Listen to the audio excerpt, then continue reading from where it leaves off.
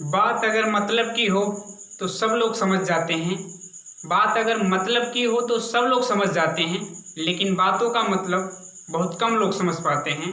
बातों का मतलब बहुत कम लोग समझ पाते हैं। हाय स्टूडेंट्स, मैं आपका राहुल सर अपने सरोदय ग्रुप यूट्यूब चैनल में आप सभी का स्वागत करता हूं। आज जैसा मैं आपको बताया था पिछले लेक्चर में कि हम एनसीईआरटी के कुछ क्वेश्चंस करेंगे। शून्य कोट की अपक्रिया, प्रथम कोट की अपक्रिया हमने पूरा पढ़ रखा है। ठीक बच्चों, तो आज समझ गए। आज हम लोग सॉल्व करेंगे एनसीईआरटी के कुछ क्वेश्चंस जो प्रथम कोट की अपक्रिया से संबंधित हैं। तो देखिए, बिना समय गंवाए आ जाइए अपनी टॉपिक पर। जितना ज़्यादा न्यूमेरिकल सॉल्व करेंगे उतना ज़्यादा आपका कॉन्सेप्ट क्लियर होगा। केवल परिभाषा रटने से फिजिक्स और केमिस्ट्री में काम चलने वाला नहीं है। आप ज़्यादा से ज़्यादा न्यूमेरिकल सॉल्व करेंगे तो आपकी थिंकिंग पावर बढ़ेगी और उस टॉपिक पर आपकी पकड़ मजबूत हो जाएगी। तो बात समझ गए। इस नाते एक्सरसाइज जरूर किया करिए। चलिए, वीडियो लंबी ना हो इस नाते हमने क्वेश्चन को पहले ही लिख दिया है बोर्ड पर। आपकी स्क्रीन पर क्वेश्चन है जनाब। देखो क्वेश्चन क्या है। स्थिर आयतन पर, क्या बोला? स्थिर आयतन पर, बोले तो आयतन स्थिर रहेगा। N2O5 मीन्स नाइट्रोजन पेंटॉक्साइड का जो प्रथम कोटि विघटन है इसके आंकड़े दिए गए हैं। यह रिएक्शन है, N2O5 गैस है, टूट रहा है N2O4 और O2 में। क्लियर? अब ये देखो, इसको समझ लियो कि एक क्रम संख्या दे रखा है। समय जब 0 थी तो इसका दाब पाया गया 0.5 एटमॉस्फेयर यानी वायुमंडल। समय सेकंड में है और दाब वायुमंडल में है। क्लियर? तो जब 0 सेकंड था समय तो दाब 0.5 वायुमंडल था। जब समय 0 से बढ़कर के 100 हो गई तो भाई दाब 0.5 से 2 हो गया। और आपसे कह रहा है कि वेग स्थिरांक की गणना कीजिए। एक चीज और दिया है, log बेस 10 1.05 का मान 0.216। क्योंकि log है तो या तो log का मान देगा या तो सरडी देगा। अधिकांशतः log का मान ही दिया जाता है। तो चलो भाई कर लेंगे गणना। ये कौन सी बात है, करेंगे गणना। हम लोग पढ़ के तो आए हैं। क्या मतलब? स्थिर आयतन पर N2O5 प्रथम कोट विघटन में निम्न आंकड़े प्राप्त हुए हैं। यह अभिक्रिया आंकड़े यहाँ पर 0 समय पे दाब 0.5 वायुमंडल, 100 सेकंड पे दाब भैया 0.5 से 2 वायुमंडल। अब आपको क्या करना है कि वेग स्थिरांक की गणना करना है, तो कर दीजिए गणना। आइए लिखते हैं भाई सॉल्यूशन। अच्छा, सॉल्यूशन लिखेंगे हम लोग। ओके, क्लियर भाई? बहुत अच्छा। तो पहले रिएक्शन लिख लेते हैं। रिएक्शन कुछ इस कदर की है, यहां लिखते हैं reaction 2N2O5 G for gaseous state. ये बना रहा है 2N2O4। क्या बन रहा है भाई? 2N2O4। ए भी गैस अवस्था में प्लस O2 और ए भी गैस अवस्था में। क्या बोला? ए अभिक्रिया क्वेश्चन में दे रखा है। ठीक, चलो अब प्रारंभिक दाब जिसको आप पीआई से दिखाते हैं और टी समय पे दाब को पीटी से दिखाते हैं। यहां P0 दिखा दे रहा हूं, P0 दिया है। P0 का मतलब प्रेशर है 0 टाइम, यानी कि 0 समय पर दाब मीन्स प्रारंभिक दाब, और 0 समय मतलब अभिक्रिया शुरू ना हुई है।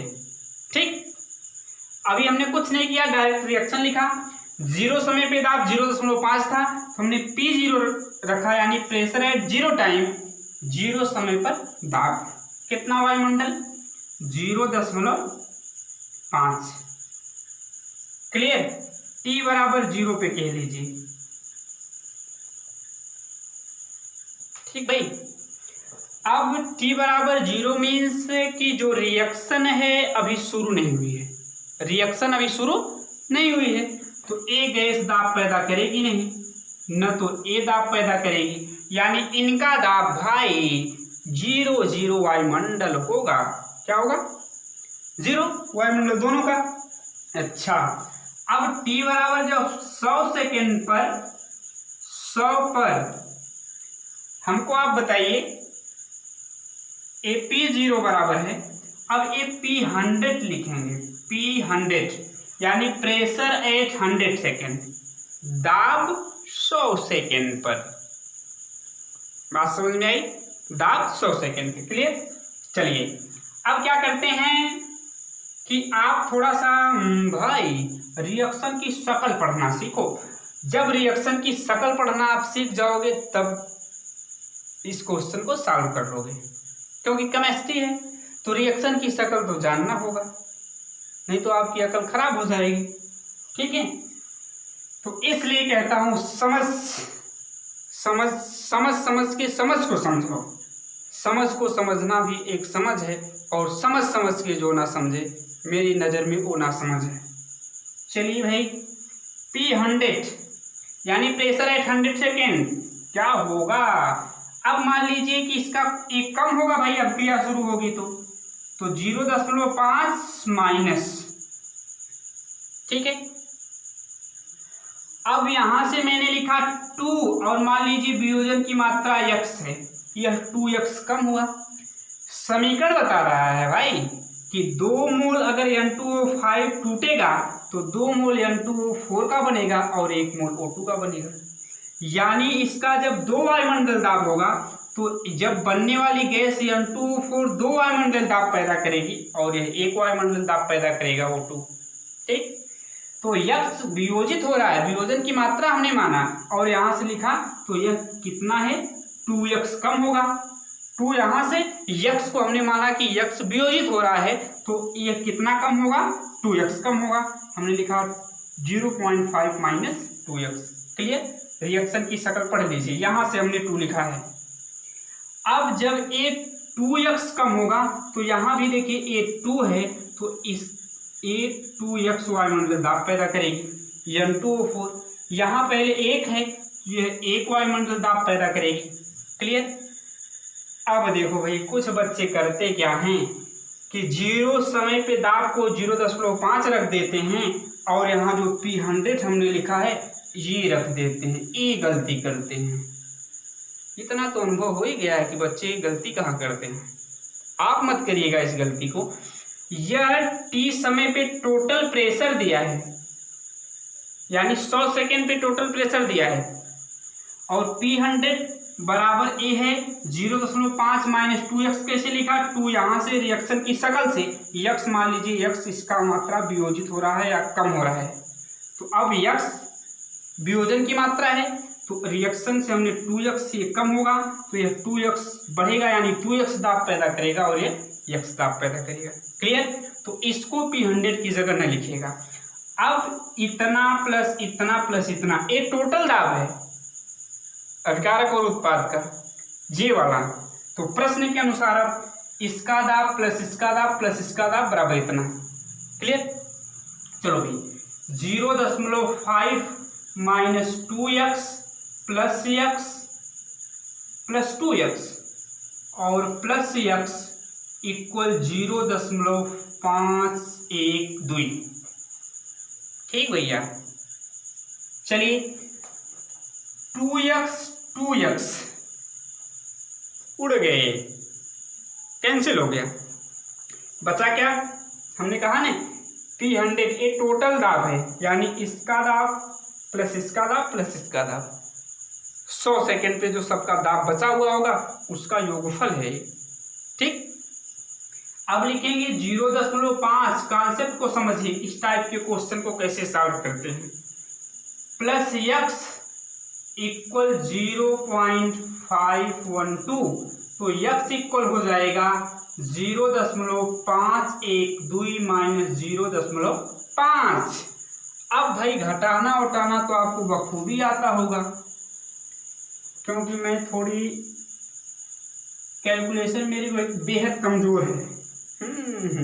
चलिए अब घटाएंगे भाई तो ए आ जाएगा यक्स इक्वल आ जाएगा 0.012, ये आना चाहिए वायुमंडल।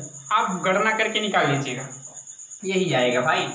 5 1 2 0.5 2 1 0 0.012 वायुमंडल आया।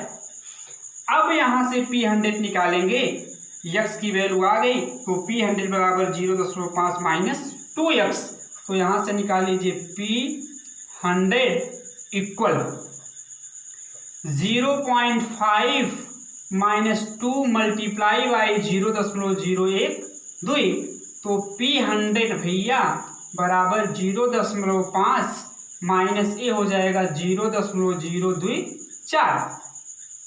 ठीक, अब अगर इसको सॉल्व करेंगे तो P100 इक्वल आ जाएगा, घटा लियो 0.024, A6 हो जाएगा और A7 हो जाएगा A4, यानी कि हो जाएगा 0.476 एटमॉस्फेयर वायुमंडल।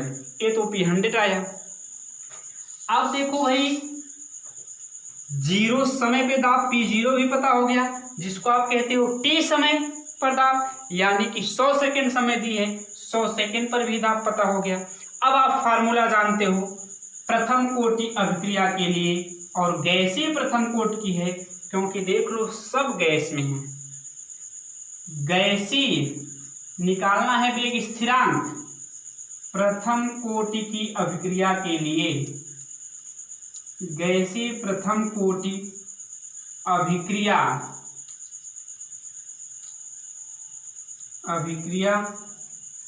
के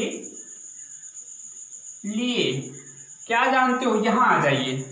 ठीक है, K1 बराबर 2.303/T log बेस 10।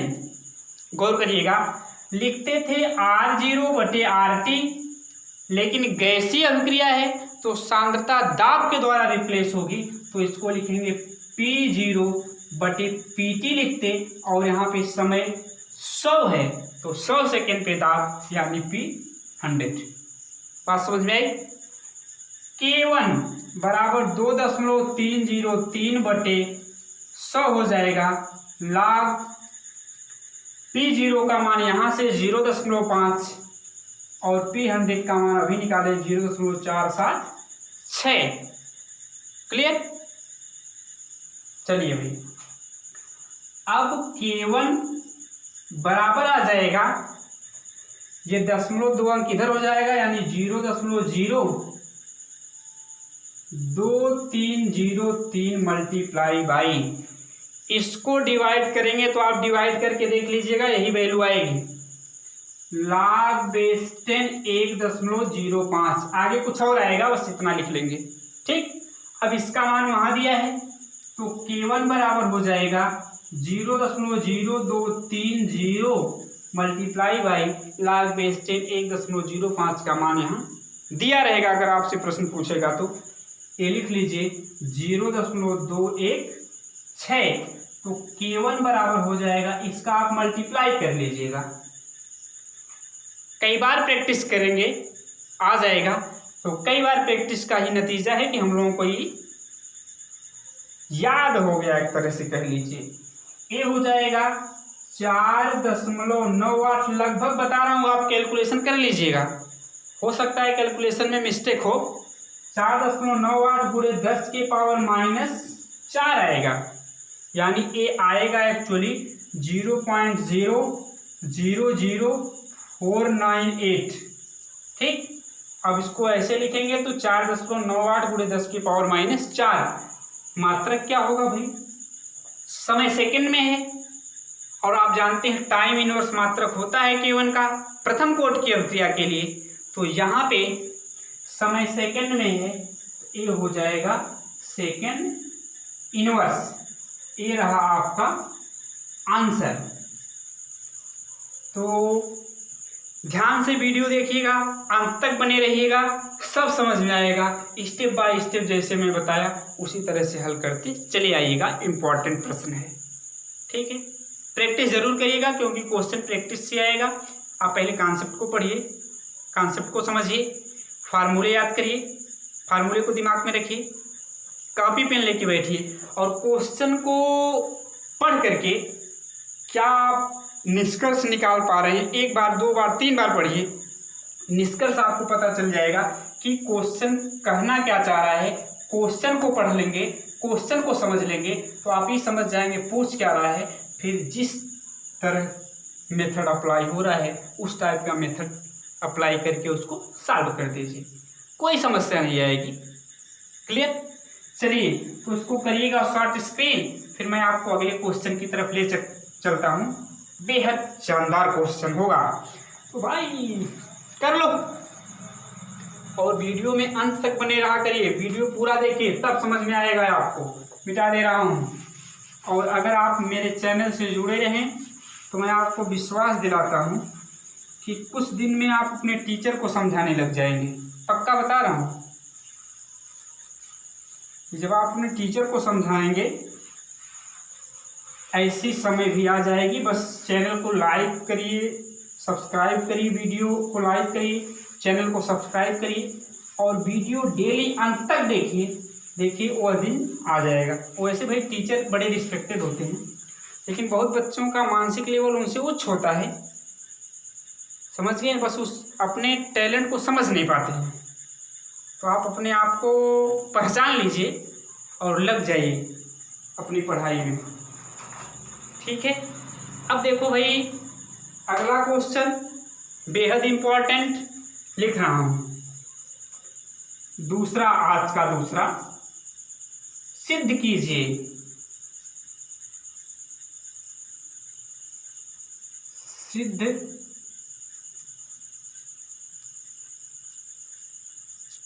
कीजिए कि प्रथम कोटि अभिक्रिया की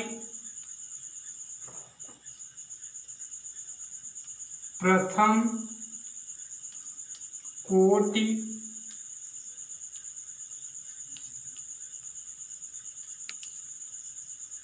अभिक्रिया के प्रथम कोटि अभिक्रिया के 99.9% पूर्ण होने में लगा समय, पूर्ण होने में लगा समय, लगा समय भाई, लगा समय टी हाफ यानी अर्ध आयु,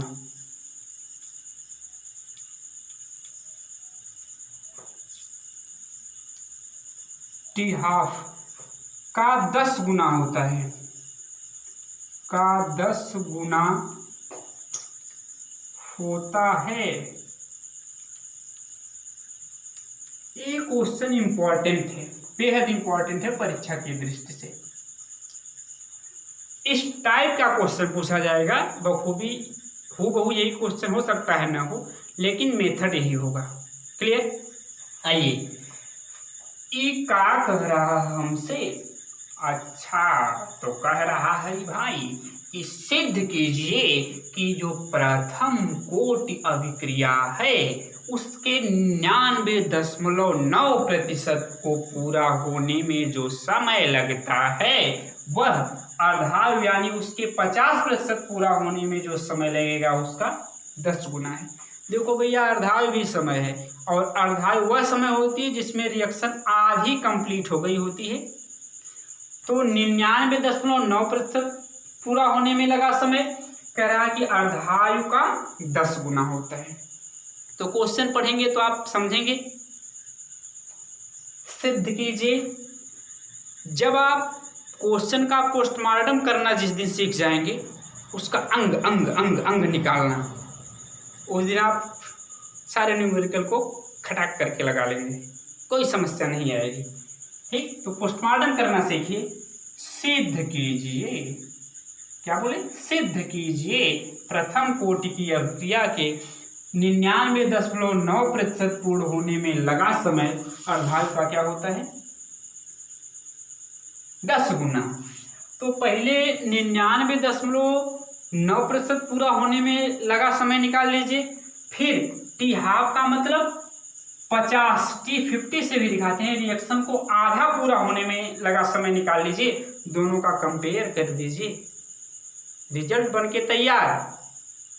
तो बात समझ में आई बच्चों?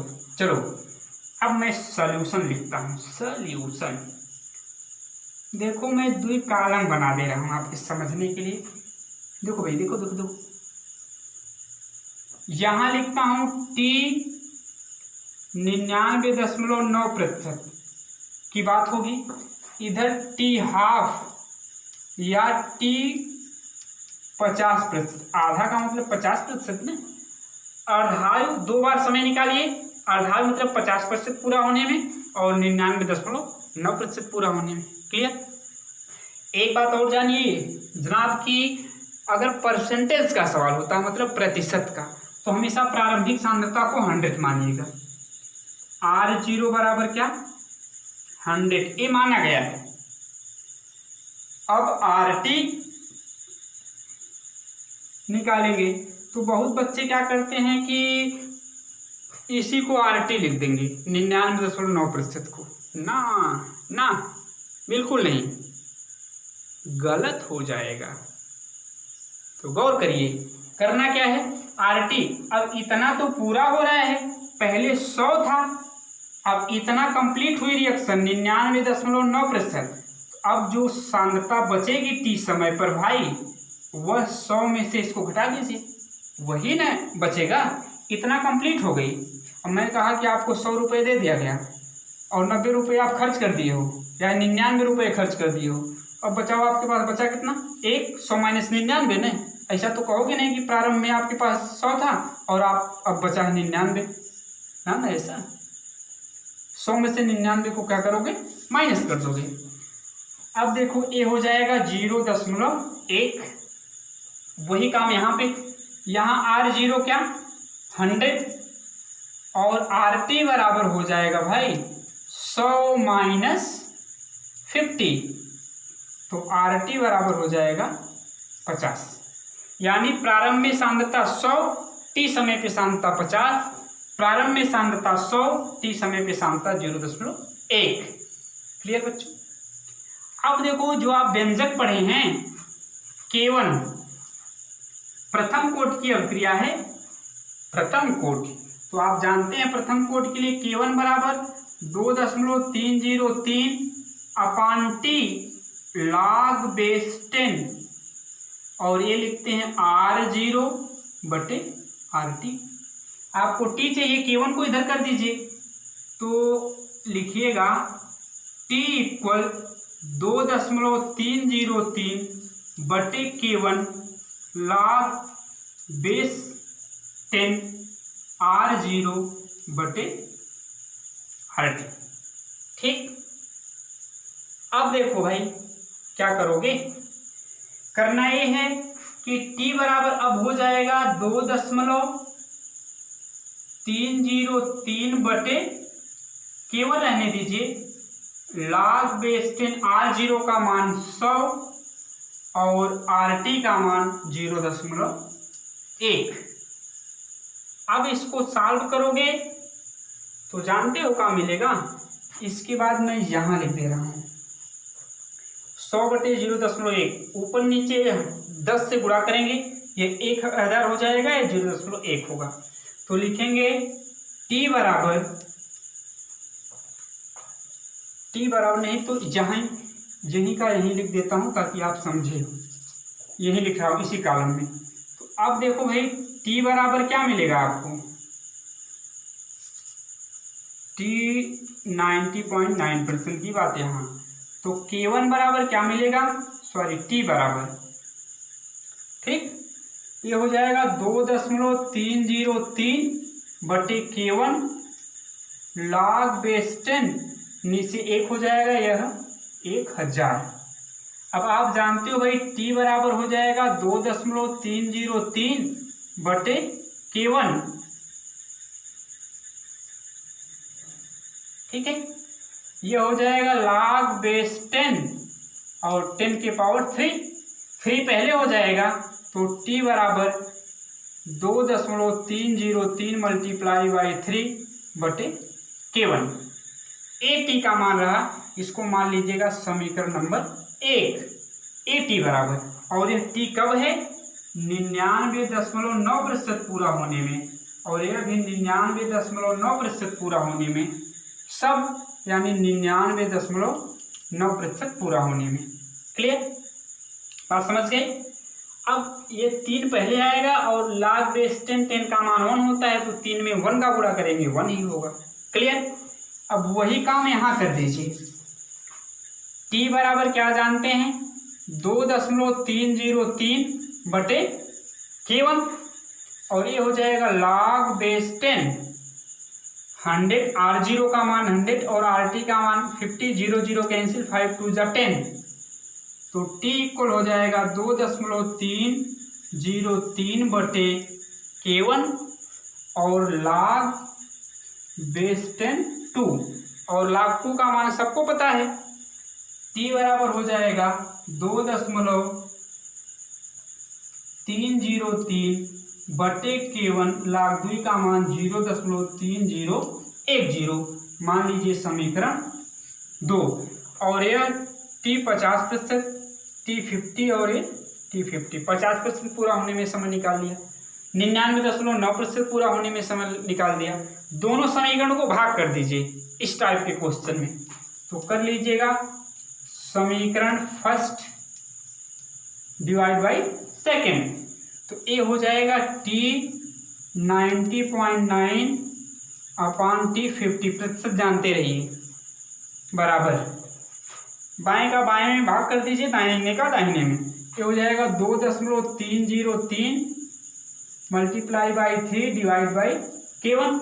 अब भिन्न के बटे भिन्न, बटे ये होगा तो ये उल्टा हो जाएगा, गुणे K1 बटे 2.303 मल्टीप्लाई बाई 0.3010। K1 से K1 गया, कट गया, 2.30 से 2.303 कैंसिल हो गया, अब होगा t 99.9/t 50 ये हो जाएगा 3/0.3010, दशमलव को हटा लीजिए, 99.9/t 50 इक्वल हो जाएगा 3.12340 इतना। क्लियर, अब डिवाइड करेंगे तो ये लगभग आएगा 9.96877 आता रहेगा, आप हल करके देख लीजिएगा। तो लिखेंगे t 99.9/t 50 इक्वल 9.968777। अब देखो, इसको जब नियर अबाउट में लिखोगे तो इसके बाद वाली ये 5 से बड़ा रहता है तो इसमें एक जुड़ जाता है, एक जुड़ेगा तो ये 10 होगा, यहाँ शून्य लिखोगे और एक हासिल इसमें जुड़ेगा तो ये 10 हो जाएगा, तो ये हो जाएगा t 90.9/t 50 equal 10, cross multiply करिएगा, हो जाएगा t 90.9 equal 10 multiply by t 50। यही आपको सिद्ध करना था कि 99.9% पूरा होने में लगा समय 50% पूरा होने में लगे समय का 10 गुना होता है। क्लियर, सबको समझ में आ गई।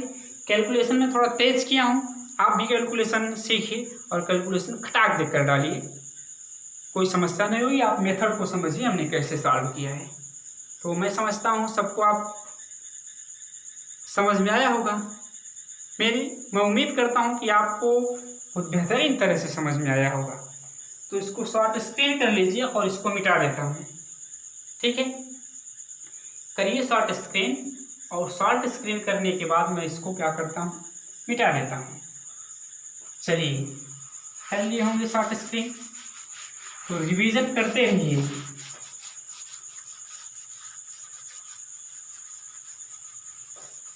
और एक क्वेश्चन मैं आपके होमवर्क के लिए बोल दे रहा हूं, जिसको आप खुद स्वयं से सॉल्व करिएगा। चलिए, क्वेश्चन ये रहा, सिद्ध कीजिए, सिद्ध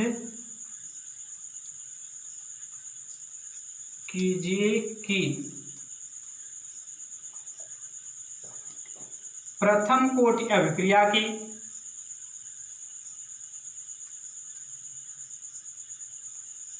प्रथम कोटि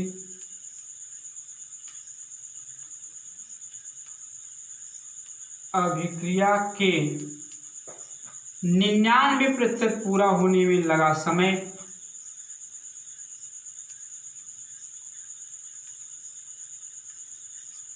पूरा होने में लगा समय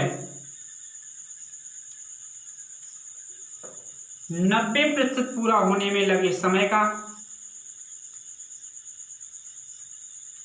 90% पूरा होने में लगे समय का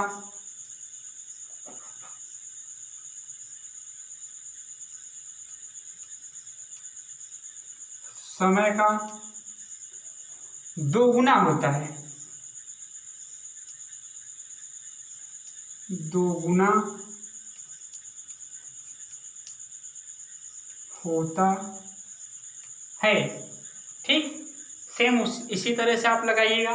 कभी कभी आपको वेग स्थिरांक दे देगा, आधा भी पूछ देगा, तो उसके लिए सिंपल सा वो बच्चों वाला सवाल है। प्रथम कोटि अभिक्रिया में टी हाफ बराबर आप जानते हैं 0.693 अपान K1।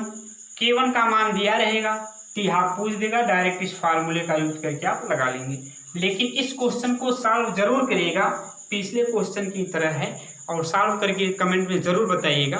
आप उम्मीद करता हूं कि सॉल्व कर लेंगे, अगर नहीं सॉल्व कर पाएंगे तो कमेंट में बता दीजिएगा, मैं फिर इसको सॉल्व करके आपको बता दूंगा। लेकिन बेहद आसान है, अगर पीछे का आप समझे होंगे तो बहुत आसानी से इसको भी सॉल्व कर सकते हैं। So thanks for watching this video.